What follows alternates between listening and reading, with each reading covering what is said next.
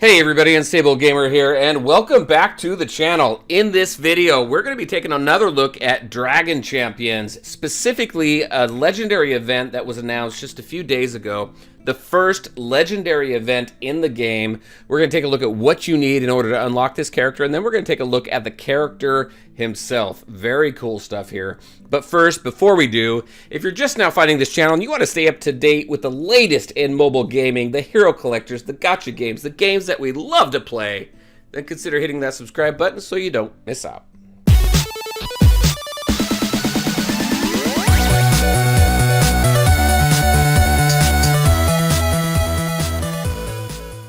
All right, and welcome back. So let's take a look at the event itself. So we have 11 days, 21 hours before this event starts, which is cool. It gives us a little bit of time to prepare for this event. But as a free-to-play player, are you going to be able to be ready for this event? As a pay-to-play player, how far are you going to be able to get to this event? Let's talk about that a little bit. So let's go ahead. I'm gonna go into here, and I'm just going to open these up really quick. So you have to be at least hero level 20. You got your ability levels at 2 or higher, your gear level 3, your rune level 16. So here's everything that you need to know in order to make it through these different battles. And it's strictly orcs. We're going to talk about which orcs are going to be available here as well. So we've got this. So you take a look at that. All you need to do is get up to 5. Secret of Soleus, 5. In order to unlock this character, you need 145 shards. This is where that caps off at. And then obviously we're going to have 6 and 7 in order to go ahead and get that character up a little bit higher. But if you want to unlock this character, you need to at least have your characters at level 60. Your star level at 5+. That's required. Now recommended talks about the ability level, your gear level, and your rune level. So that's interesting as well. So your hero star level right here, it starts at 2 right here. So this first one, it doesn't matter, obviously, because you're 1 star. Then you have 2 stars here, 3 stars, 4 stars, and 5 stars. Now, from what I'm hearing, you don't need to have a full team of 5 stars in order to get up to this. Obviously, it would make it easier, but if you've got 4 5 stars or 3 5 stars, you could probably still take part in this battle. However, the fewer you have on your team, the more difficult that this event is going to be. And once you go through 6 and 7, obviously the difficulty just increases from there. So that is what you need to unlock this event. You need to get through all 5 battles, get to level 60, star level 5, and get your ability gear and rune level up to 6, 8, and 16. So let's look at the characters that you need in order to unlock these characters. It's strictly orcs. So since this game is fairly new, it has been out for a couple months, but let's go ahead and just take a look at the orcs and what do we have available to us. So right now, right off the bat, unless you're pumping some money into this game, there's really only 5 that you're going to worry about. So these 2 down here, hard orc here, you're only going to find this guy in the shop here and only in the 7-star shop. This stars shop here only unlocks once you get at least 1 character to 7 stars. So this character really isn't going to be available to too many people. Has an interesting kit, that's for sure, but not going to be ready for the free-to-play player unless you started right when this game launched and you've pumped quite a bit of time into this game. Next is Mordoom. So Mordoom here. Mordoom isn't even available. We don't even know where to get this guy yet. So you can take him off your list right now. He's kind of cool looking though. And he's got a nice, he's got a cool looking kit also. So let's talk about the 5 that you're going to be able to get. It's these 5 here right at the top. You're going to get right off the bat Mortha and Rantha. Those 2 you start off with pretty quick. You got Mortha, who's your healer. Rantha is pretty interesting because she calls this this bear, who's a tank. Now I consider him more of an off tank. So when you unlock Corcoran here, so this guy is unlocked through these right here. So Invasion Order 4-6 and Invasion of the Demons 1-6, Rage of the Clans 5-3. You can get him through those nodes. You can also find him on the market here. And I think, no, here he is right here. So you get 5. So 400 of this premium currency to unlock 5 of him. I was able to go ahead and get him unlocked. At least for now, he's at what? He's at 2 stars. He's this fighter mage, which is pretty cool. So you've got this ability right here, which causes some burning. You got this ability here that just increases your magic damage as well as gives some additional stun chance, which is pretty cool.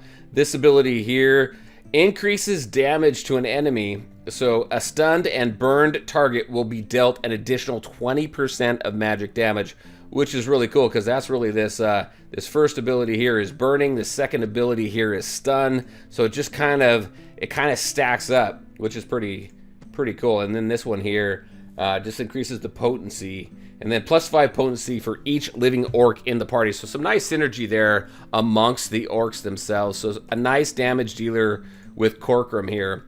Now Mar is this fighter warrior. When you go through his abilities, he's got some increase in his physical damage. He's got some more physical damage increase on this ability. Damage increase, crit chance increase. This guy is just all about... Oh, also down at the bottom here, yeah, you get some turn meter here, plus 10% on the turn meter, actually as you work through level 3 on up. So this guy is just really about dealing the damage. And this is interesting too. So Mar deals 1% more damage for each 10% of his missing health. And then as you increase that, you're doing an additional. So you go from 10% to 9, 8, 7, 6, 5, 4, 3, 2%, all the way down. So you're just doing more damage as his health is lost there. So that's pretty interesting there. Pretty interesting kit. He's just a damage dealer. This guy right here, okay, hold on. Mar is unlocked through Dawn of the Order 6.6 and 6.12. I unlocked him through the arena. So all you got to do is go in here, and there he is. You can unlock him. Boom, done. Pretty interesting. I believe you can also get him through some achievements as well. But there you go with him. Actually, I think that's where I ultimately unlocked him, was some arena and some achievements there. And then you got Tromgar. Tromgar is going to be your tank. Take a look at his kit real quick. It's all about increasing some physical damage. There's some stun chance down there as well once you get to level 4 and level 6. This right here, here's your regeneration. This is kind of nice. Tromgar gains regeneration, chance to remove debuffs, more regeneration, very nice. Health recovery down here at the bottom. Oh, and look at that. Remove all debuffs once you get to level 6. That might be something definitely worth investing in. You got a defensive stance here. He has a defensive and an offensive stance. You increase your physical armor and your increase in your physical damage increase there as well.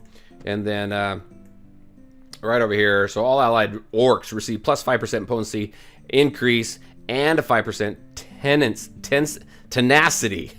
Tenacity, that's what it is. Increase as well. So you got that going for you also. So this guy's pretty cool. He's pretty interesting. He's got this counterattack. Here's his taunt. His taunt comes into play level 1 and level 2. So taunt lasts 2 turns, it looks like. So he's gonna be your taunter there. So you got these 5 right up here, the taunt. Mortha, just taking a look at her real quick. She's got some magic damage increase there. Her healing heals targeted ally by 120%. You increase that healing as you increase this skill. And what do we got here? We've got this one. So you got a shield that she does as well. So let's see, and some magic damage. So pretty cool. And then right here, more magic damage increase. So she's going to be your healer there. And then, like I said, Rantha here, pretty interesting here with her battle poo. Is what it is. Summons battle poo to Rantha's aid if he's alive. All right. And then increases physical damage as you go through. So I would consider this guy, what do they call him again? Battle poo. I would consider him an off tank more than anything else. So between him and Tromgar, I think you can go ahead and bounce back and forth the taunting between those two, timing those abilities and those attacks. So these are the 5 that you're going to be working for in order to get through that first legendary event that's coming out here in just a few weeks? Just a couple weeks. 11 days, 11 or 12 days is what I think it said. So let's take a look at a character that we're going to be fighting for. So here's Solius, so a human healer. He's got a very interesting kit, a very powerful kit, I would think.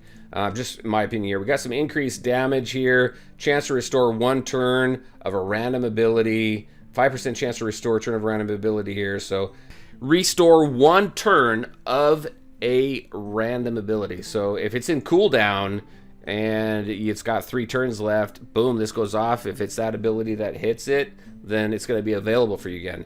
Now, Nightl, if Nightl is on the battlefield, she's summoned for help. So pretty cool. We'll take a look at Nightl just really quick, just kind of show you who she is, but pretty cool there. So that's a nice basic ability. This one here, so Lightwave here increases the healing, so pretty nice there.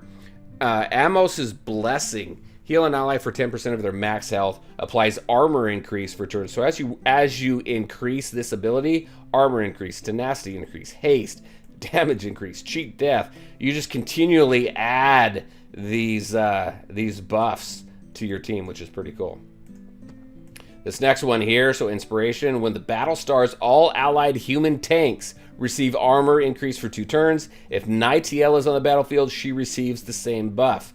And then it expands to human healers, human fighters. You get some armor increase, some cheat death, and some potency there. So again, this guy is just absolutely amazing. He's truly, in my opinion, truly a legendary character. Allied members of the Order for Guardian of the Sun receive 5% physical damage increase and a 5% magic damage increase. All allied humans receive 5% counterattack chance increase for each living human in that party. So, I mean, even with that, though, you have a party of, what, 5? So you got 5, 10, 15, 20. So you have a 25% chance for counterattack, if I'm doing that right. As you're kind of working on up here, all allied Ls receive 3% crit. Allied pandas receive 3% potency. I mean, it just kind of encompasses all of the different factions of the Order here, really, to kind of, so allows you to kind of mix and match this character. This character isn't pigeonholed into one specific team. You can definitely kind of branch out and figure out which team is best depending on what you're doing. Is it a campaign? Is it PvP? Is it a raid? Who knows? So, pretty cool character right there. I think the art for this character is pretty cool as well. Just kind of looking at that. All right, so let's look at Nightl super fast, just to show you who Nightl is. Nightl is right here. So she is a elf fighter, mage, and traveler. So that is who she is. And how do we get her right now? She's in the market. So she's right here. So you get her at 400 of the premium currency every day. And she is what? Her unlock is an 80 shard unlock. So you can start working on that as well. Just those two together. I mean, there's 2 of your 5 right off the bat. And there you go, everybody. That's what I had for you today. Just a quick video to go over what you need to do in order to unlock this guy, what he does, and the team that you're most likely going to use. There's two orcs there that you can pretty much count out. Unless you're wailing hard and getting up to level 60, it's going to be difficult to unlock this guy. But definitely worth it, it seems. And I'm excited to put some effort into this and see what we can do. I probably won't get him till the second time he comes around, but we'll see. There you go. The first legendary event in Dragon Champions. Pretty exciting. I'm looking forward to it. Very curious on your thoughts on this guy. So as always, I want to thank you all for taking the time to watch the video. If you liked it, make sure to hit that like button and share your thoughts and questions in the comment section below. Take care, everybody, and we'll talk to you next time.